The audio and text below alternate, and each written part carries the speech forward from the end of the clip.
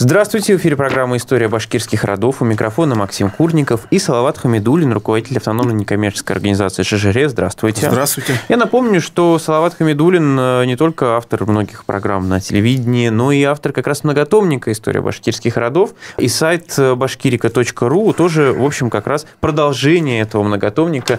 Вы можете зайти, посмотреть там, ну и если вам какой-то род особенно интересен, я думаю, вы можете там связаться и книгу как-то получить. Теперь давайте поговорим о том, история какого рода подробно будет разобрана. Род Кудей – знаменитый род в истории Башкортостана. Хотя бы потому, что к этому роду принадлежал наш национальный герой Салават Юлаев. Уже не только историческая фигура, это, в общем-то, и бренд, и республики, бренд, я не знаю чего, там всего, что только есть на свете.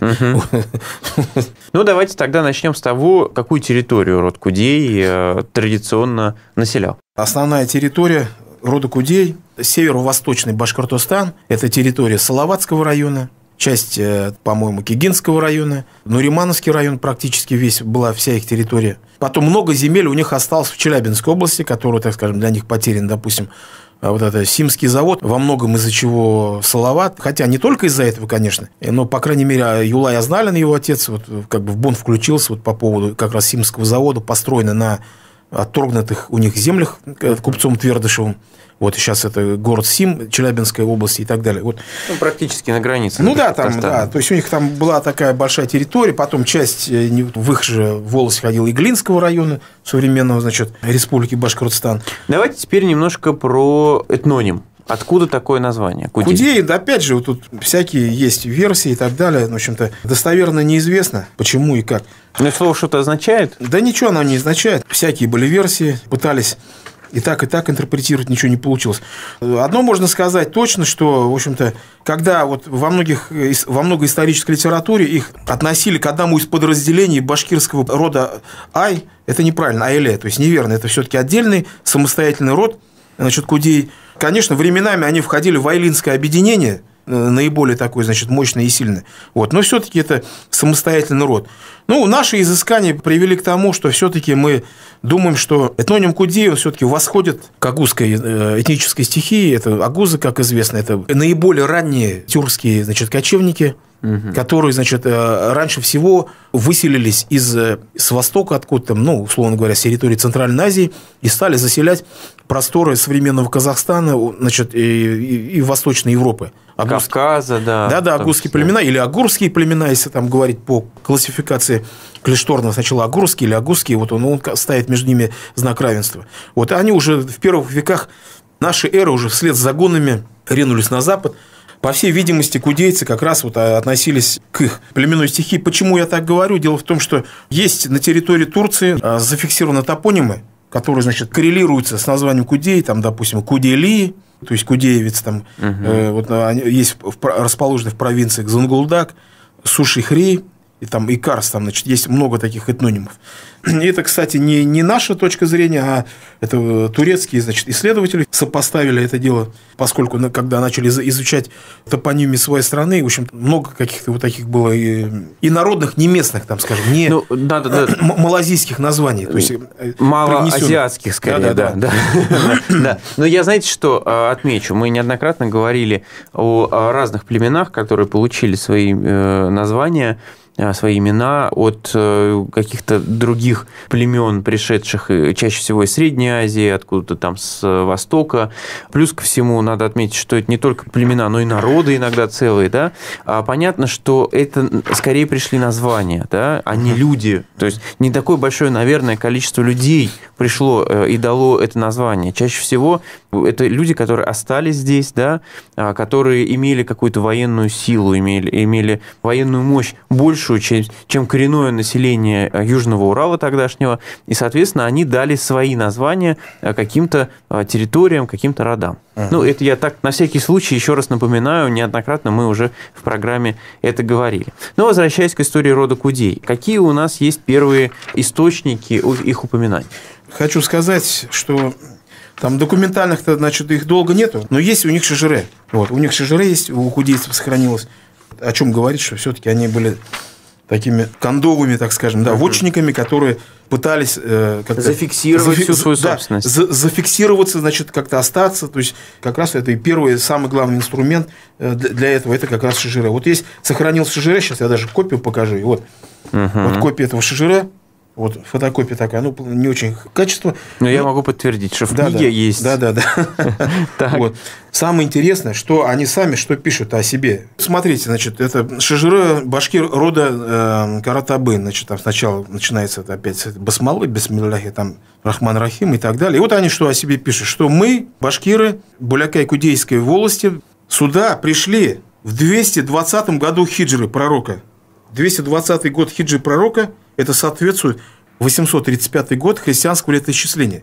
Но это они так пишут. Тут что важно, мы не говорим, что это вот все 100%. Да. То есть они, по крайней мере, это, по крайней мере, так они пытаются утвердить именно, что их собственность земли с этого момента. Да. То есть, мы, понимаете, я очень так сомневаюсь, конечно, что вот прям до года, еще до месяца, еще там до дня, там, значит, зафиксируйте, вы скажите, когда мы сюда придем. Нет, конечно.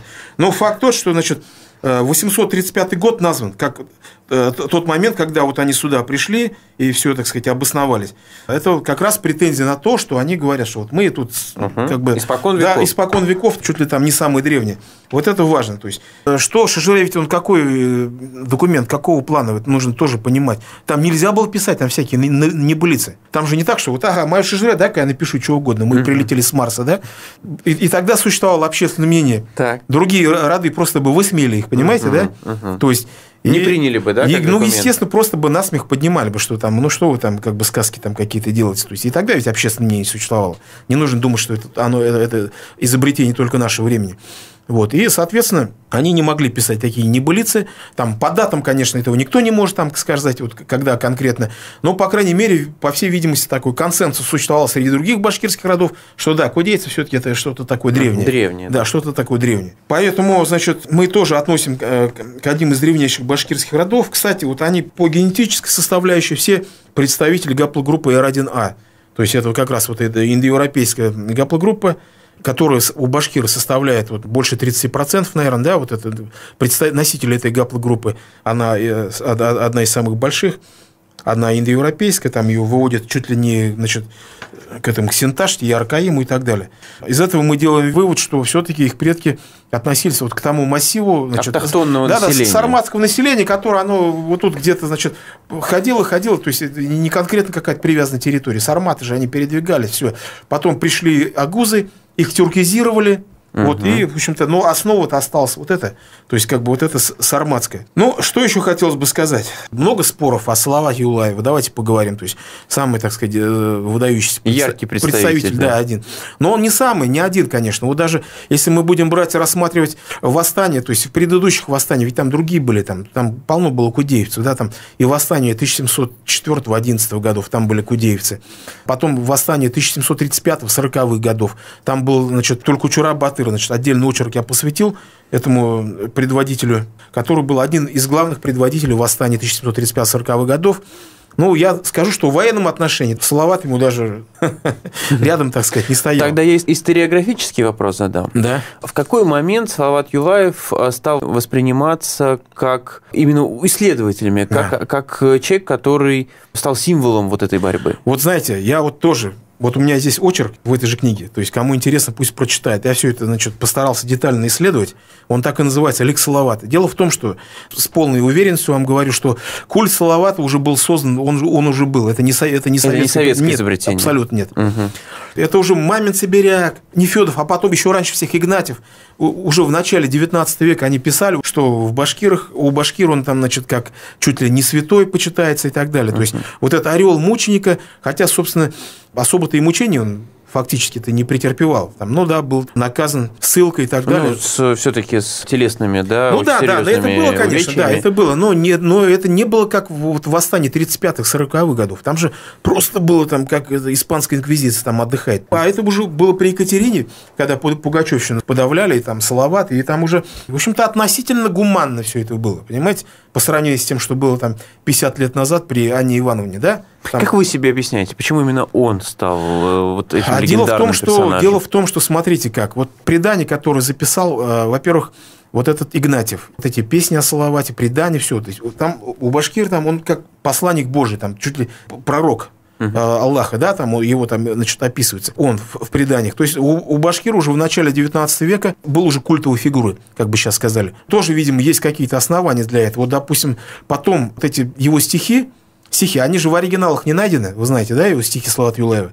Дело в том, что они сохранились как раз вот у Даля и так далее, там, у Игнатьева и прочих. Значит, в переложении уже был такой, значит, кантонный начальник Абдулла Давлетшин, у которого якобы хранились эти стихи. И когда Даль приехал в Оренбург, и когда там Игнатьев, и он вот эти, значит, те языком они не то, что не владели, да, исследовали. Да. И он дал им подсрочники, уже переведенные на русский язык. И все. И вот они все это зафиксировали, записали вот эти его стихи. А потом уже современные поэты уже обратно с русского перевели его на башкирский, уже, естественно, уже в рифмованной форме, поскольку у Абдуллы Давлетшина это не было в рифмованной, там просто был подсрочник. Значит. И уже современные поэты, и даже уже и на русском языке стали перелагать их в стихотворную форму. Дошли они вот в такой переведенный на русский язык в прозаической форме. Все-таки однозначного ответа на этот вопрос нет. Но почему он... Несмотря на то, что были другие борцы с царским режимом, давайте так это сформулируем, по-социалистически, да, за свои интересы, да, за свои интересы, а другие борцы за свои интересы, за интересы своей национальной группы, за интересы экономические своих родов в том числе, да, люди, которые участвовали в восстаниях, которые гораздо более жестоко подавлялись. Почему они не стали такими известными и популярными, если хотите, даже в народе по сравнению с Юлаевым? Вот я же говорю, значит, во-первых, то, что он был поэт, раз. Потом, значит, он приобрел заслуженно, незаслуженно. Допустим, вот Алдар Батыр, он погиб, или там Тулкучура, там и другие, они погибли там гораздо более мучительной смертью. А Салават вообще не погиб, так сказать, умер своей смертью. Потому что, во-первых, Салават был последний, да, молодой был, поэт был. Потом, я же говорю, у него был ореол, значит, какого-то такого, значит... Харизматичный был очень, да? Какого-то религиозного такого, знаете, значит, чуть ли не посланец Божий такого, значит, святого ислама такого, понимаете, тут вот в преданиях, вот он говорит, я запрещал воинам своим грабить, там, разорять народ, там, даже запрещал пить, употреблять вино, там, заставлял, значит, соблюдать уразу, там, молиться, вот все вот в преданиях это написано. То есть, я думаю, что вот это все сложилось. То есть мы не знаем в реальности, каков он был. Мы сейчас говорим об том образе, который сложился уже ко временам Даля. Понимаете? Хотя прошло, в общем-то, всего 50 лет. А прошло-то всего 50 лет только, понимаете, все. Уже тут все было сформировано. Этот образ, естественно, он сразу пошел туда.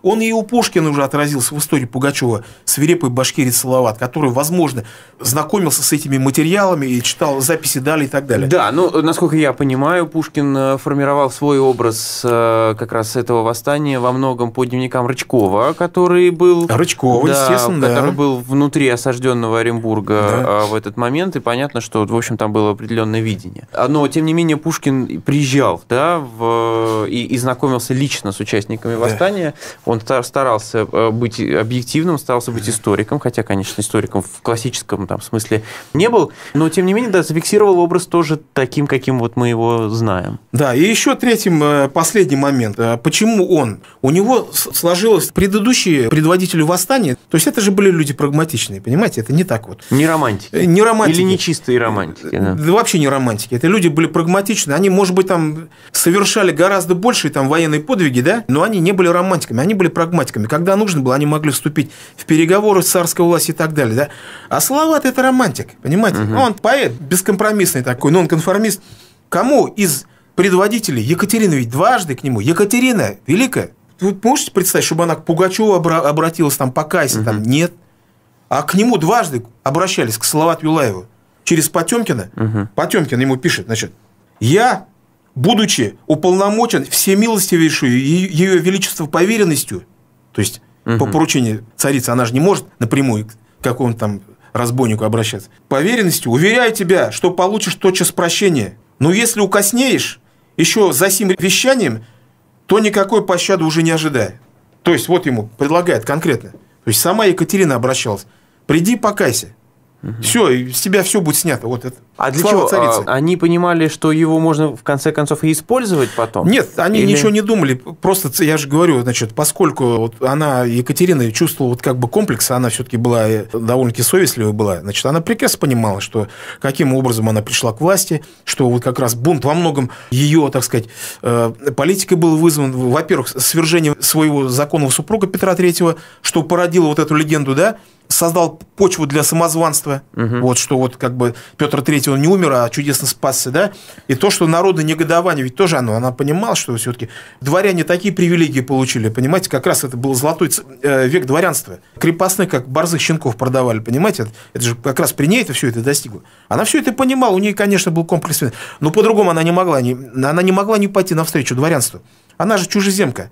Ее момент бы там какой-нибудь гвардейский переворот и все, понимаете? То есть она была на поводу, должна была идти у этого правящего класса. Да. Она хотела побыстрее потушить вот этот бунт. Поэтому все, ведь ни один предводитель башкирский, который сдался в плен, не был казнен. Вы знаете, и Салавату то же самое было. Но нет, отказался, и потом, как показало следствие, Салават и его ближайшие соратники дали клятву, кавычки открываются, чтобы им до самой их погибели находиться в беспокойстве и не покоряться. Вот, так народ все это же знал. Вот, это же бескомпромиссный борец, которому все дают, а он... Вот, образ был создан уже в 19 веке. Естественно, и потом это все уже было уже в 20 веке подхвачено, и уже советский агитпроп, он уже все это, естественно, поднял все это до небес. В итоге для рода были ли последствия из-за того, что оттуда был выходец? Да, знаете как, вот там много всяких мифов, там, что имя Салавата запрещали там, туда-сюда, это опять народная легенда, ничего такого нету. Вот я искал, ничего подобного, и вначале и среди солдат 1812 года много было Салаватов и Салаватовых. То есть никто ничего там не запрещал, имя не было запрещено, это просто легенда. Ну, естественно, там какие-то деревни разорялись там в ходе карательных экспедиций, извините, тут уже не без этого как бы. Вот. Поэтому много мифов, много всего, но хочу сказать... Каких-то последствий для рода Кудей это не вызвало жутких? Ну, жутких как? Вот, конечно, в боевых столкновениях... Ну, понятно, это да, это гражданская война, в общем, понятно. Если там ты вышел на поле боя, то, извини, там, если тебя убьют, ты не обижайся, как говорится, понимаешь? Многих гонений народ не было? Нет, таких не было, естественно. Вот. Потом, что происходило с родом Кудей после... Нам нужно отметить что-то из 19-20 века? Давайте, может быть, если успеем, может быть, я хотел бы знаменитых наших этих кудеевцев. Хотя, конечно, перед Салаватом Юлаевым меркнут все, но... Я вот повторюсь, выдающийся предводитель был Тулькучур Аллагулов, ну, правда, он вождь предыдущего восстания, да? Да. Но, тем не менее, хотелось бы сказать спасибо вообще, во-первых, Инге Михайловне Гвоздиковой, да, которая, значит, своим трудом, своими многолетними исследованиями, которые, в общем-то, удалось ей воссоздать и биографию, значит, Салавата Юлаева и так далее. Тут Багаудин Уриманов, этот знаменитый коммунист был, да? Вот Загура Рахматуллина наша, значит, кудеевская. Ирик Елалов из рода, значит... Хотя, кстати, родился уже в Уфе. А он уфимский, да, но у него родители, в общем-то, и со стороны отца, и матери кудеевцы. Тут в рамках одной программы тут всего не расскажешь. Спасибо, я напомню, это был Салават Хамидуллин, и мы говорили о роде Кудей, естественно, не могли не упомянуть об одном из известных выходцев из этого рода, Салавате Юлаеве. До свидания. До свидания.